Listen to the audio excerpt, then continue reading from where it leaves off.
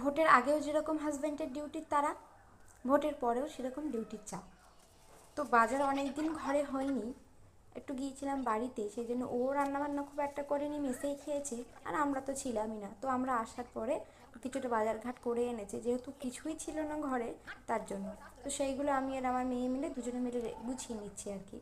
জানো, আমার মেয়েকে আমি অনেক টুকটাক করে কাজ শিখিয়েছি, যেরকম ওর বই খাতা ও নিজে গুছাতে শিখেছে, তো ওর স্কুল ব্যাগও নিজে গুছাতে শিখেছে। তো মাঝে সাঝে আমাকেও বলে, আম্মু তোমাকে একটু হেল্প করে দেবো। তো আমিও মাঝে সাঝে ওকে কাজ করানোর জন্য বলি, হ্যাঁ করে দাও, করে দিলে তো ভালোই হয়।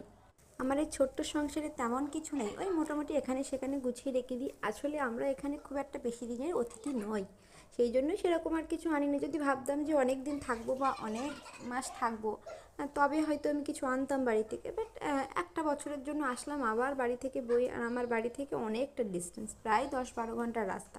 সেই জন্যই আর আমি তার সেরকম কিছু আনিনি। মোটামুটি যা আছে তাতেই কাজ চলিয়ে নিচ্ছি। দেখতে দেখতে তো 5টা মাস কেটেই গেল, আর আছে মাত্র 5-6টা মাস, ও মোটামুটি কেটেই যাবে। আমার বিয়ে হয়েছে 8 বছর, 8.5 বছর মতো। তো আমি 8 বছর আমার বাড়িতেই ছিলাম, মানে আমার শ্বশুর বাড়িতেই ছিলাম।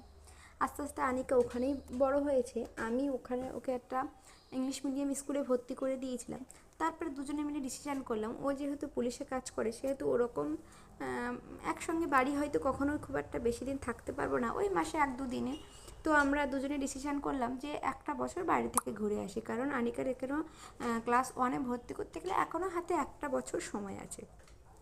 সেজন্য ইংলিশ মিডিয়াম স্কুল থেকে ছাড়িয়ে নিয়ে এসে আমরা 2026 সালে এখানে থাকা শুরু করি, মানে এখানে আছি আর কি। তো এখানে একটা স্কুলে ওকে ভর্তি করে দিই, প্রাইভেট স্কুল। সেই জন্যই একটা বছর আমি একটু বাড়ি থেকে বাইরেই আছি। বাড়িতে একটু আনিকা লাফালাফি করতো, বা অনেক লোকজন ছিল, এখানে কেউ নেই, একা একা থাকে বলে ওকে আমি কিছু ড্রয়িং বুক কিনে দিয়েছিলাম। তো সেটা দিয়েই বসে বসে ও মাঝে সাঝে যখন পড়া হয়ে যায় আর কি, কাজ থাকে না, তখন আমি ওকে বলি, মানিক একটু ড্রয়িং আঁকো। বেশ সুন্দর এঁকেছে, সেটাই আর কি দেখছিলাম। তার ভেতরে সমস্ত নামগুলোকে মুখস্থ করিয়েছি ইংলিশেই।